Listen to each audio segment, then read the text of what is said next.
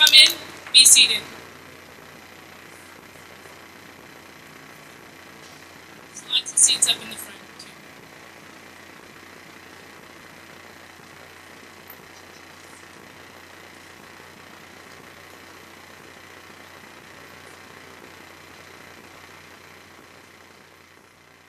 Welcome, friends, researchers, librarians, and community members. We come together today in both celebration and in remembrance. On this second day of the 6th Annual International Open Access Week, which runs until Sunday, we join academic and research communities around the world in celebrating the potential benefits of open access. It is a week in which we come together to raise awareness of and think critically about new models of scholarly publishing that enable free, immediate, and online access to the results of research for everyone. This week is also a chance for us to celebrate the revolutionary potential of open access as a new norm in research and scientific inquiry. Harvard scholar and open access advocate Peter Suber defines open access research literature as that which is digital, online, free of charge, and free of most copyright and licensing restrictions. The basic goal of open access is simple: to make the results of research available online without price barriers and without most permission barriers. In working together creatively to advance this vision, made possible by the internet and by copyright holder consent, we can, as articulated by the members of the Right to Research Coalition, begin to return scholarly publishing to its original purpose, to spread knowledge and allow that knowledge to be built upon. Yet, during this week, as we celebrate the transformative potential of open access and explore the benefits and challenges of enabling barrier-free access to information, we must also acknowledge the very real challenges to this vision.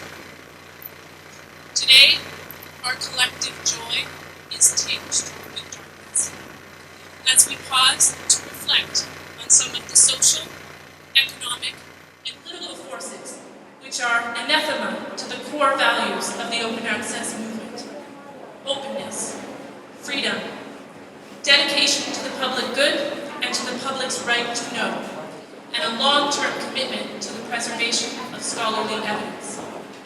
Specifically today, we reflect on the ways in which our federal government has attempted to control and limit access to the collection, dissemination, and preservation of evidence. We come together to mourn these measures and to consider their implications, not just for researchers, but for the lives of all Canadians. In particular, we call to mind 3 casualties of what has been described by some as the government's war on evidence. First, we mourn for the fate of Library and Archives Canada, whose mandate to preserve the cultural and documentary heritage of our nation has been seriously threatened by recent devastating cuts to staff, services, and programming.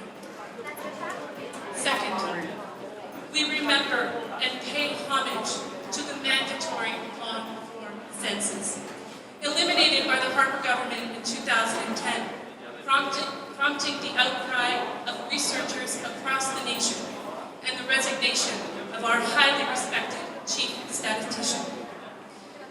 Finally, we grieve for our Canadian scientists, many of whom have been frustrated and silenced by the federal government's overhaul of scientific communications policies and cuts to research programs. We join with them today in solidarity and express the sentiments we heard on Parliament Hill this past summer: no science, no evidence, no truth, no democracy. All right. We're going to begin our service today by hearing remembrances from close friends of the deceased. We will then have an opportunity to express our own recollections or to ask questions about the short and long-term implications of these losses. I invite all of you to listen and reflect carefully on what the death of evidence means for Canadians, and to consider ways in which we can collectively and individually resist further threats to the long-term survival of evidence and the scholarly record in Canada.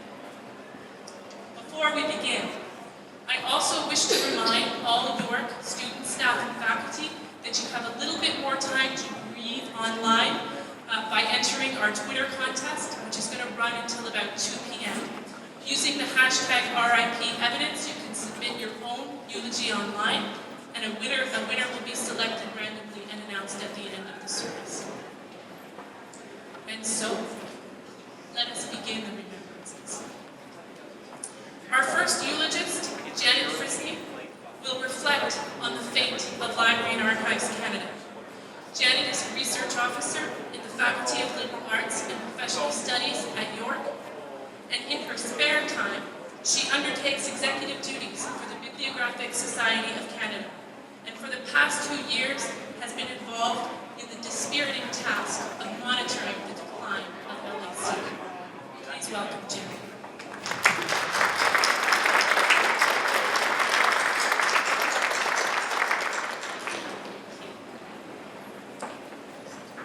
Today I offer you a eulogy for our late friend and colleague, Library and Archives Canada. Born in hope and trepidation less than a decade ago, this guardian of national records and keeper of Canada's documentary heritage contracted a dreadful wasting disease whose symptoms began to manifest themselves severely in spring of 2009. Thereafter commenced an increasingly terrifying decline to which we all bore witness. Proclaimed into existence in a fit of liberal tinkering in May 2004, LAC, or LAC as some of us fondly called it, was the child of the Union of the Venerable National Archives of Canada, born 1872, and the much decidedly more sprightly National Library of Canada, born 1953. Now let's face it, many of us raised our brows and shook our heads when the pending union of these two was first announced back in 2002. 80 years is a large gap for any two partners to bridge. When coupled with the divergent professional practices associated with each party, well, let's just say there were definitely some misgivings when we learned about the forthcoming renewal. But it went forward, LAC emerged from their merger, and we all carried on. The legislation that brought our new colleague and friend into being certainly appeared encouraging. Indeed, the Library and Archives Canada Act stated unequivocally that it was not desire or ambition, but necessity that dictated the institution's creation. What was the nature of that necessity? There were, in fact, 4 elements, and I quote here from the Act. It is necessary, the preamble to the Act proclaimed, first, that the documentary heritage of Canada be preserved for the benefit of present and future generations. Second, that Canada be served by an institution that is a source of enduring knowledge accessible to all, contributing to the cultural, social, and economic advancement of Canada as a free and democratic society. Third, that the institution facilitate in Canada cooperation among the communities involved in the acquisition, preservation, and diffusion of knowledge. And finally, that the institution serve as the continuing memory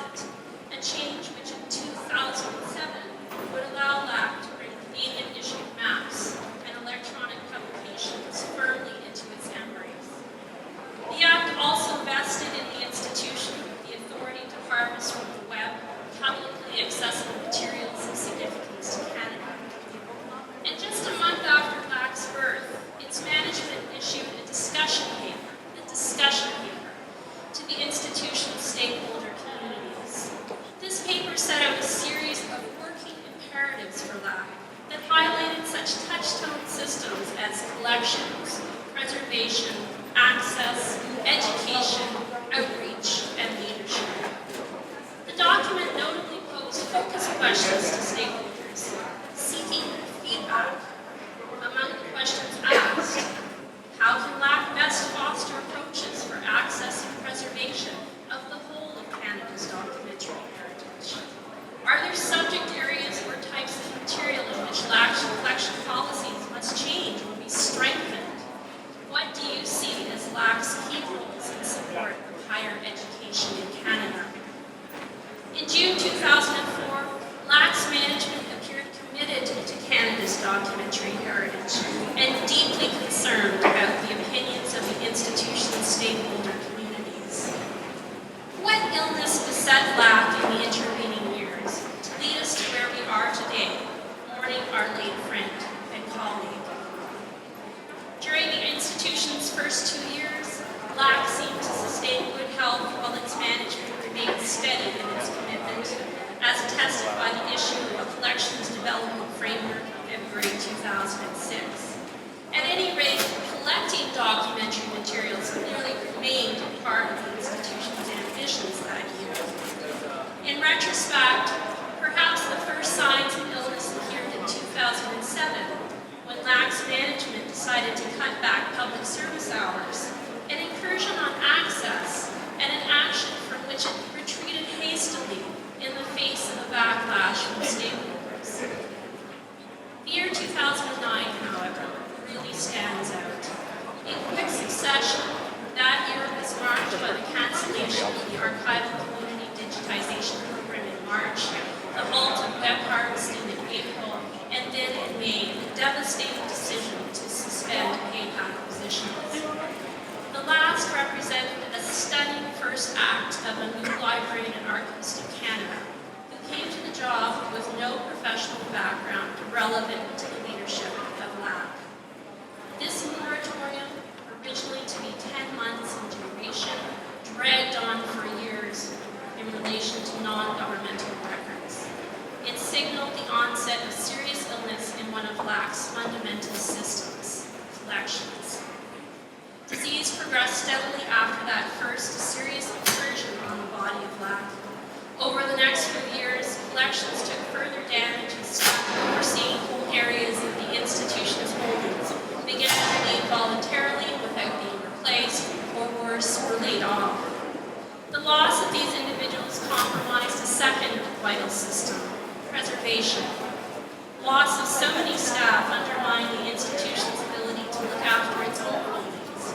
In turn, the third fundamental system, access, suffered as users lost out on the expertise that was knowledgeable and highly trained individuals had brought to their positions. As early as September 2010, another point of access, the exhibitions once so proudly mounted at 395 Wellington, gave way to empty rooms, leaching lifeblood from the institution's most public of spaces. Just over 2 years later, access developed a further sighted disease when LAC's management canceled interlibrary services. The Pan-Canadian Heritage Network, first convened by LAC's management in November 2011, emerged over time as another signal of system failure, this time one of leadership. Far from showing leadership and working collaboratively with stakeholders from across the country, management seemed bent on downloading to other institutions LAC's legislated fundamental responsibilities around acquisition and preservation. Moreover, LAC's management chose to spread the contagion beyond LAC by terminating, without warning, in spring 2012, the National Archival Development Program, a modest source of funding that supported a range of archival initiatives throughout the country. By spring 2013, LAC's health had been compromised in so many different areas, collections, preservation, access, and leadership, that we had already entered a state of grief.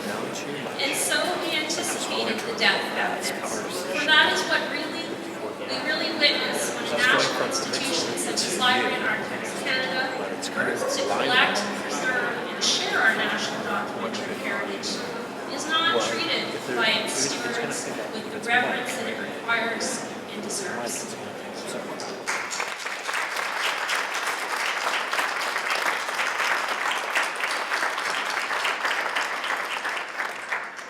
Thank you, Janet, for those remembrances, and we will have an opportunity to ask questions of all the panelists after all the eulogies.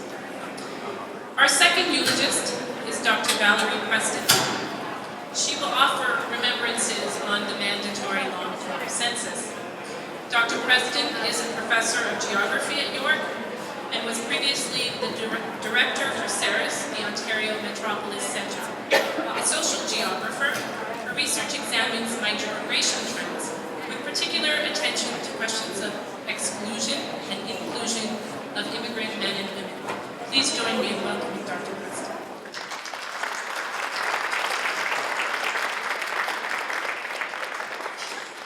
Just a little relocation here. I want to talk about vanishing Canadians, disappearing places, and suddenly reversing social trends. Recently, a colleague and I sat down and we compared the number of second-generation Blacks, Chinese, and South Asians in the Toronto metropolitan area in 2006 and 2011. Now, the people we're interested in are the children of immigrants who arrived before 1990. Almost all those immigrants who came were in the childbearing stages, and we know from 2006 there were a lot of children living in the Toronto metropolitan area. And we fully expected, because we want to do a survey, that there would be more of them in 2011, and there weren't. Now wait a minute. Nobody aged? They all left town for Alberta. That was it. They did not all leave town for Alberta. They suffered disproportionately from a mysterious illness. We can find no published reports of this. They changed their ethno-racial backgrounds. Well, it turns out, if you define yourself as a visible minority, it's very rare that that changes over a 5-year period, particularly once you're over the age of 21. And all the people we were interested in were 21 or more. So what has happened here? Well, what has happened here is the effects of the end of the long-form mandatory census. In the 20th century, Canada has had a long and very well-regarded history of censuses. They are considered among the most reliable and the most valid in the world. Other countries come here to learn how to do a census. And in the past 3 decades, the information from those censuses has been made increasingly available online in a free form. Even I am not paying as much for my data as I was 3 decades ago. The census consists of 2 parts.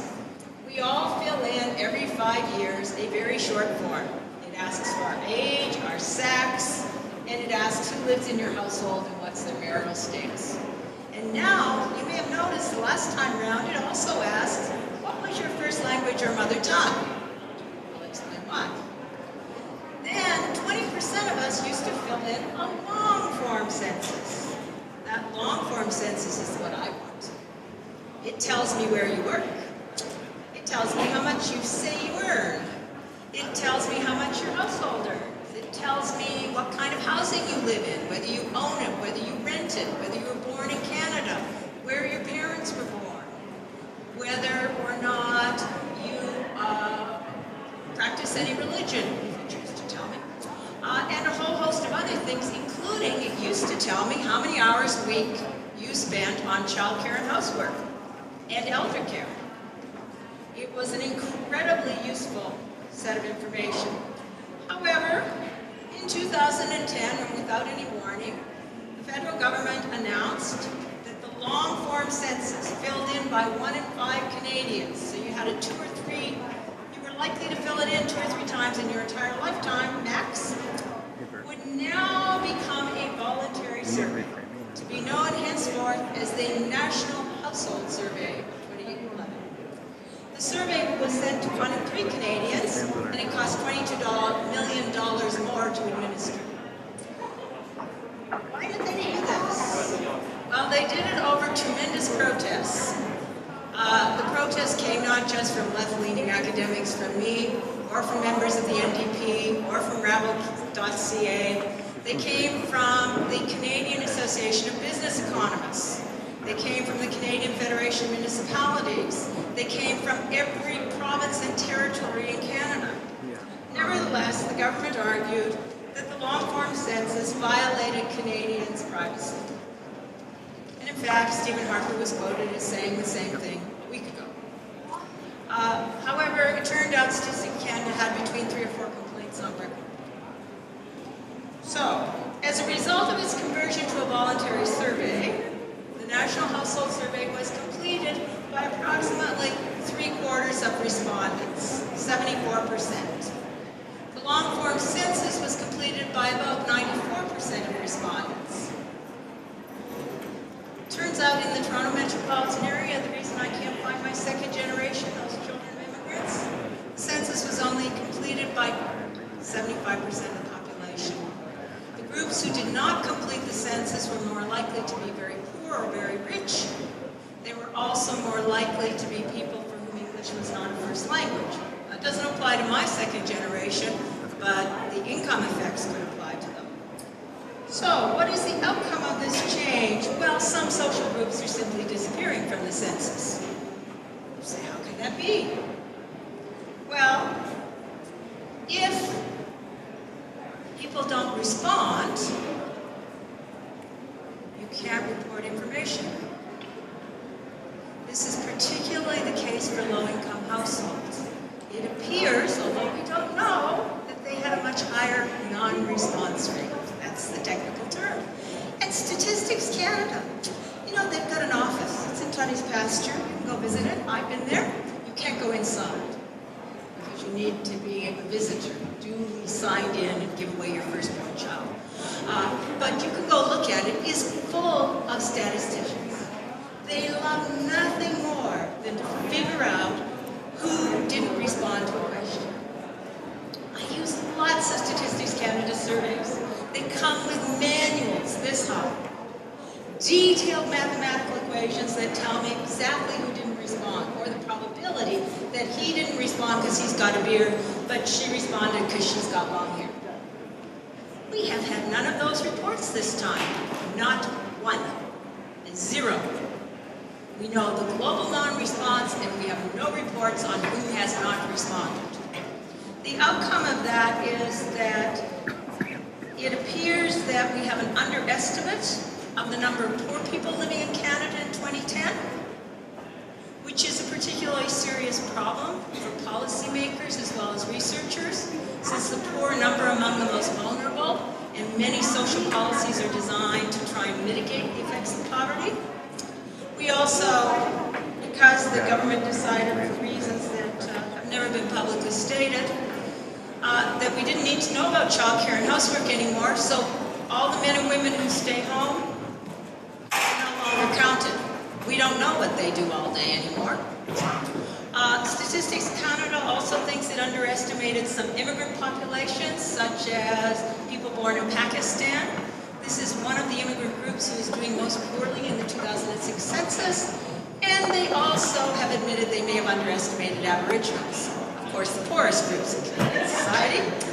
So we have vanishing people, and to quote Robert McNamara very infamously, we don't know who we don't know.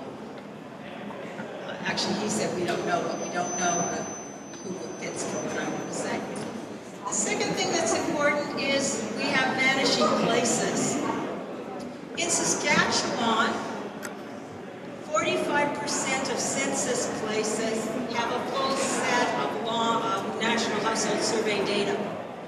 More than half of census places have no National Household Survey data. You ask me why? Well, it turns out if more than half the population didn't answer the question, they suppressed all the data.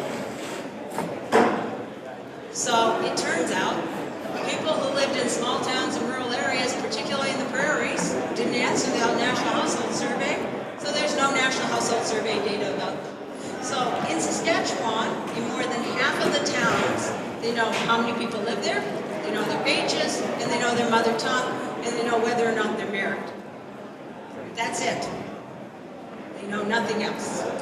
And finally, there's the issue of suddenly reversing social trends. This is perhaps the most interesting. In 2006, one of the most important findings from the long-form census was that middle-income Canadians had stagnant wages and earnings. And in fact, the way they were raising their incomes was increasing their work hours or sending more people into the workforce. Well, in 2011, two things have happened. Statistics Canada has said to us, do not look at trends. Can't compare. However, a few friends of mine downtown did some comparisons. If you cut away the people at the top and you cut away the people at the bottom, what happens to the income distribution? It gets more even because you don't have the extremes. So Canada may well be the only wealthy advanced nation where between 2006 and 2011, with the largest financial crisis since the Great Depression, the evidence is that we have reversed income inequality. Unfortunately, it's untrue. My friends downtown had a little look at the tax filer data for 2010. Income inequality continues to increase in Canada. Not as quickly as between 2001 and 2005, but it's still increasing. Now, why are we seeing these mistakes? Well, Statistics Canada has a problem. It divides Canada up into about 5,000 neighborhoods and a whole lot more so-called census places. And its rule of thumb was, if only 75% of people responded to the census, they could report the data. 74%, no data. Well, if they had followed that rule after the 2011 survey, we would have had information for 1/3 of the neighborhoods in Canada. So they have increased their error tolerance. The rule is, if half the people responded plus one, we get the data. But we don't know which half responded. We don't know if it's all the people with white hair like me or all the people with blonde hair like my daughter, and hers doesn't come out of the bottom. We don't have any idea. And so we don't know what's wrong with these data. We can't compare them to past data. We're being told not to. And so some of my colleagues have in fact said the information is useless. Why does any of this matter? Now I know not all of you may look forward to the release of census information, waking up in the middle of the night, wondering when it's coming the way I do. But I want to suggest you should care for three reasons. If we don't know about social problems, we can't begin to address them, and they will become more serious social problems. So if we don't know whether poverty is increasing, or which social groups are experiencing more poverty, or where those groups are living, we cannot address the causes of that poverty. If we do not have the information that allows us to do this now, in 2011, and the prospects for 2016 are grim.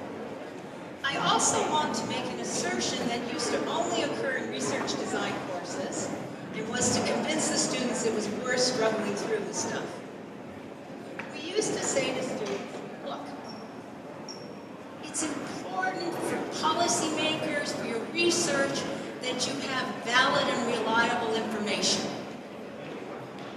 This will lead to increased knowledge and for policymakers, more effective, transparent, and accountable policymaking.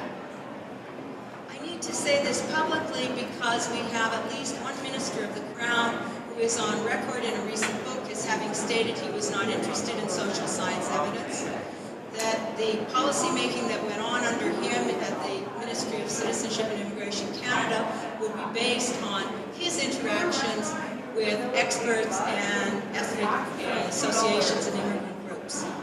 This is called policy making by anecdote.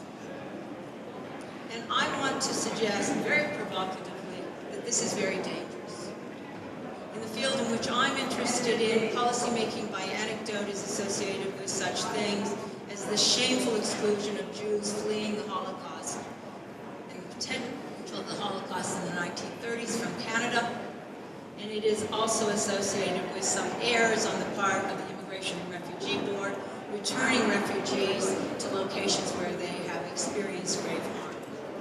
But the most important reason you should care about the long-form census is without it, we don't know ourselves. We don't know who we are, we don't know the places where we live, and we don't know how we're changing. And in this country, which is incredibly far-flung, we need information about each other to understand ourselves. We only know ourselves in relation to each other. And when you think about the Quebec Charter of Values, I can point to no greater reason that we need as much information as we can possibly collect from what used to be a mandatory long-form census. Thank you.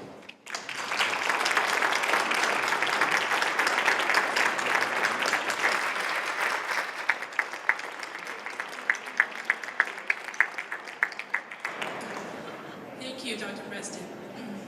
Our final eulogist today is Dr. Bazely, who will reflect on the muzzling of scientists and scientific research in Canada.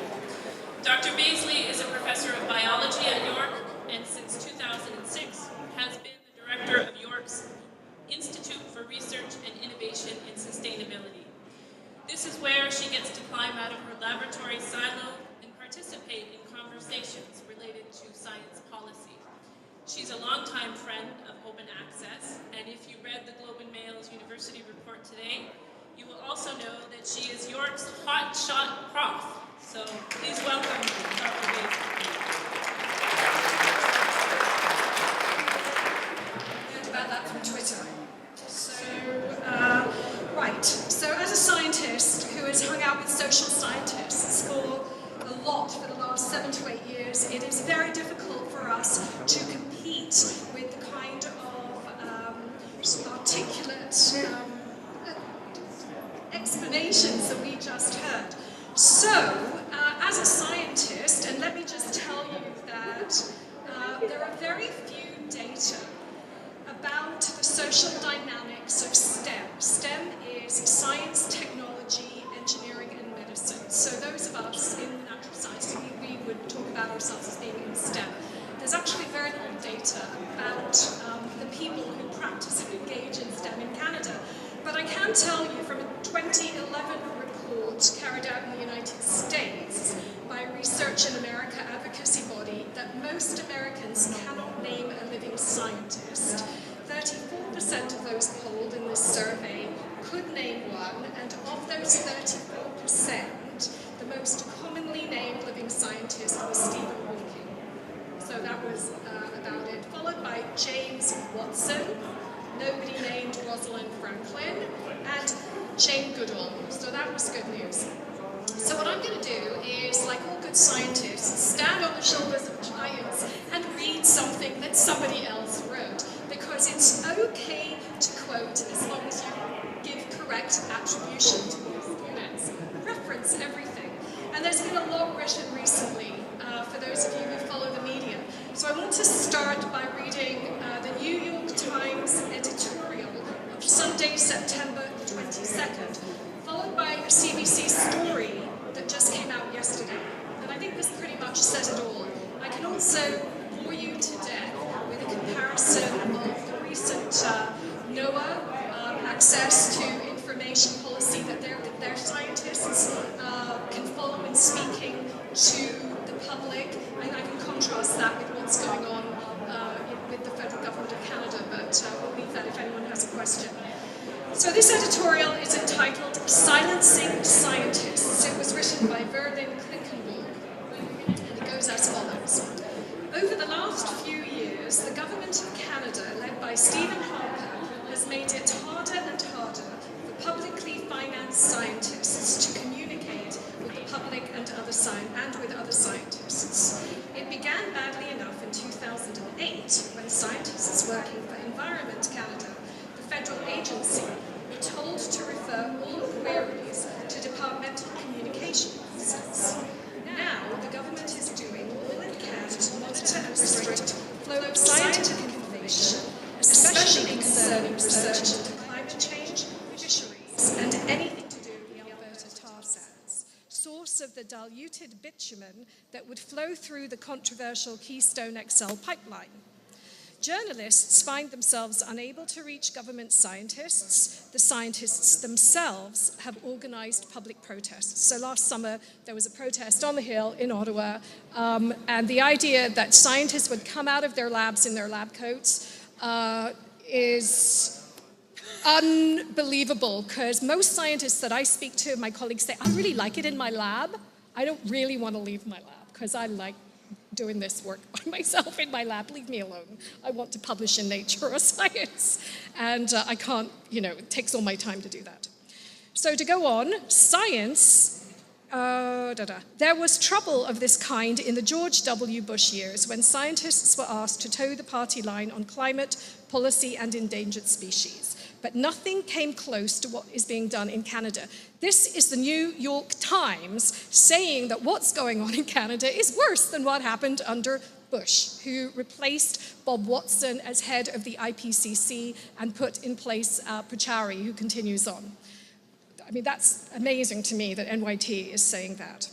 Science is the gathering of hypotheses and the endless testing of them, and it is endless. It involves checking and double-checking, self-criticism, and a willingness to overturn even fundamental assumptions if they prove to be wrong. But none of this can happen without open communication among scientists. This is more than an attack on academic freedom. It is an attempt to guarantee public ignorance.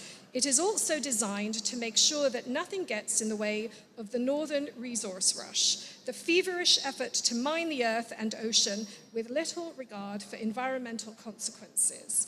The Harper policy seems designed to make sure that the tar sands project proceeds quietly with no surprises, no bad news, no alarms from government scientists. To all the other kinds of pollution the tar sands will yield, we must now add another: the degradation of vital streams of research and information. And I really can't say it any better than that. And for those of us who follow the experimental lakes fiasco, there's a lot out there on that. And again, colleagues who I have never seen offering any kind of public opinion on policy are out there speaking about this. This has really got Canadian scientists riled. Which brings me finally to yesterday's release of a survey carried out by the Professional Institute of the Public Service of Canada. And they actually crunched the numbers on 4,000 responses to a survey that they commissioned to gauge political interference in science. It was released just yesterday. And Gary Corbett says that in many cases, scientists aren't actually prevented directly from speaking out, but they do feel a broader chill. Hundreds of scientists responded in a survey that they had been asked to exclude or alter technical information in government documents for non-scientific reasons, and thousands said they had been prevented from responding to the media or public. So just the data, because we like survey data, they actually sent the survey out to 15,400 or so, and they got a total of 4,000 responses. So that's actually pretty high for this kind of response, although, truth be told, and full disclosure, there are some concerns about self-reporting. So the scientists, we do understand from a social science perspective, Valerie, that there are biases here. Nevertheless, a couple of highlights.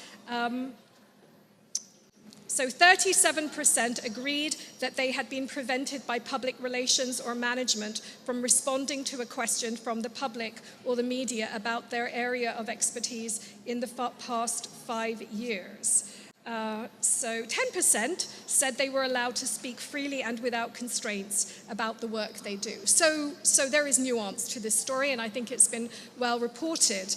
And I just want to say that I find it really ironic that, in fact, it's our neighbors to the south who have really been leaders in highlighting what is going on in Canada. And nearly 2 years ago, the American Association for Advancement of Science held its annual general meeting in Vancouver, the second time ever outside of the United States, and they actually convened a panel about muzzling of scientists, which brought Andrew Weaver from Victoria University, who is now an elected NDP member of Parliament. He he's a professor at SFU, I think it's SFU, and he ran on Vancouver Island, one of the Gulf Islands. He actually got 70% of the electorate to come out. And if you know anything about young people's voting patterns, I have a lab full of students who are slowly revealing to me they've never voted in any election. The fact that Andrew Weaver, we need more Andrew Weavers out there who are academics going out, because he got people to vote.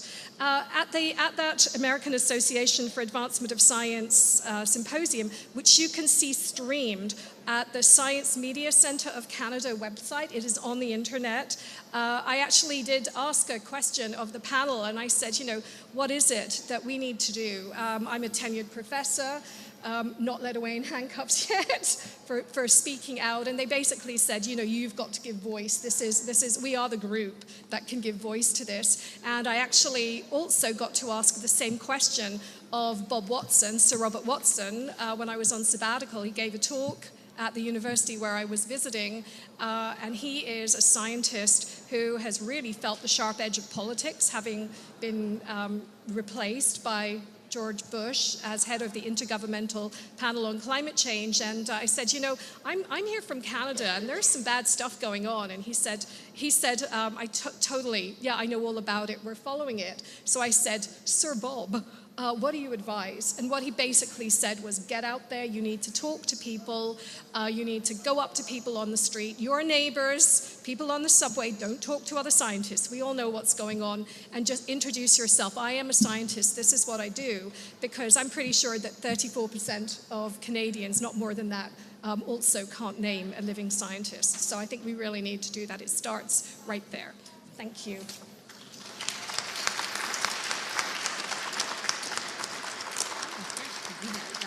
So I would like to thank the eulogists in a preliminary way for those passionate reflections. I'm going to do a little bit of housekeeping business right now, and then we have some time for some questions and answers from our panelists. I want to announce the winner of the Twitter eulogy contest, and I understand that the winner is Edward Fenner. Is he here? Is that his name? Hi, Edward. Congratulations. I will touch base with you after the service for your prize. What was his tweet? Okay. What was your tweet? Yeah, they didn't tell me the tweet. Can somebody read it to me? Or, I just had a name. The tweet is, a delusion is something that people believe in despite a total lack of evidence. Richard Dawkins. Okay, so at this time, I invite anybody from the audience who has a question for any of our panelists. I believe there is a microphone in the audience, so feel free to just ask away.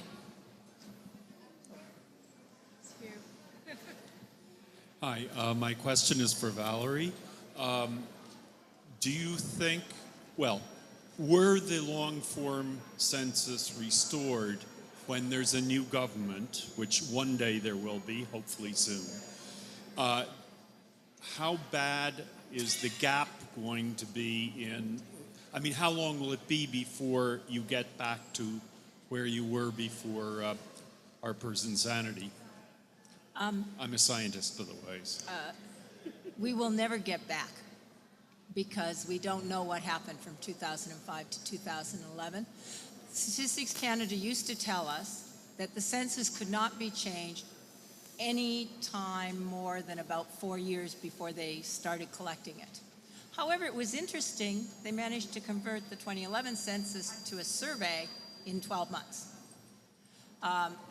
There is no hope for the 2016 census.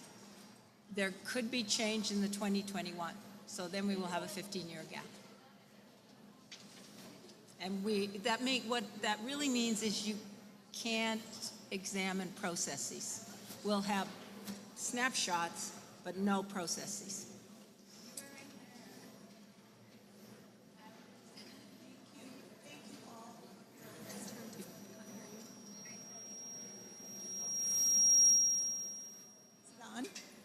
No? Thank you all for your presentation. As a professor in the Science and Technology Studies program here at York, I'm struck by the fact that I'm teaching this week about open access in the South, and I'm seeing exactly what we're promoting for scientific communication being completely dismantled in Canada. And I just wanted to share that irony.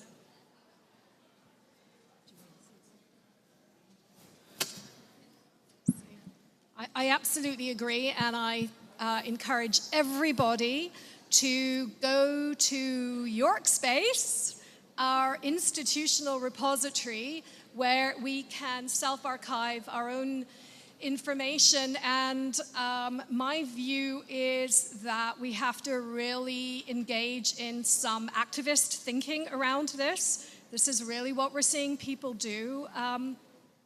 It's taken a really long time for colleagues in their labs and in the field.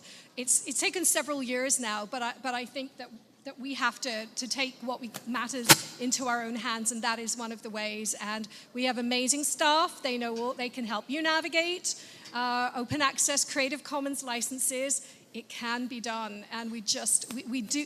Thanks to social media and the internet, the reality is, I think we have, unless the internet is shut down for Canada, which, it can be done, I suppose, we actually do have ways of counteracting, but it means everyone needs to take on that responsibility. And there is, just to let you know, I can't resist giving you a reference.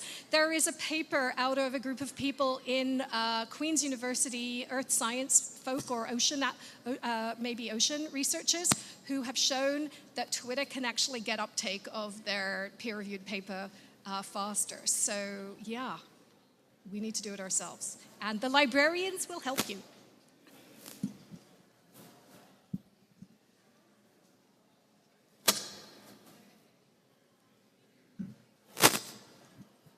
This is a question for Janet. I wonder if you or any of the other panelists could speak to a related issue at the Museum of Civilization and what's been going on there.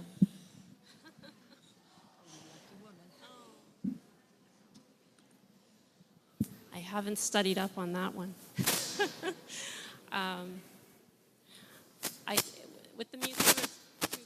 With the Museum of Civilization, of course, the concern is that there's a narrowing of the view of Canada's past, broadly speaking, because we have a museum that was much more broadly conceived and worldwide, and its construction now being shifted potentially, and we're not sure yet whether that's going to be, what does it mean to be a museum of Canadian history, or is it a museum of the history of Canada? It's one of those narrowing of views, but I feel very much that all of the things, that what's happening at the former CMC, what's happening with LAC and among the scientists and with the long-form census are all simply of a piece in the sense that the death of evidence is a good description of it, but it's also the to look at from kind of a literary standpoint, it's the narrowing of the narrative that we all live with and understand, and the way we want to view the world and see our country in the world type thing. So I'm going to pass it on.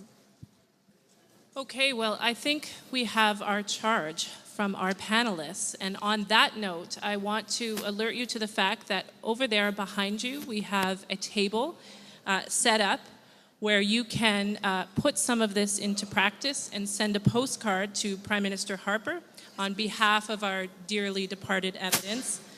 And so at this point, I say, let us go forth and continue to make the work of open access a reality, and to keep the free and open exchange of scholarly literature alive. Thank you very much. Oh, I have some thank yous that I want to do. I should do the thank yous as well before we end. I would like to offer a number of thanks on behalf of the Library's Scholarly Communications Committee, which organized this event.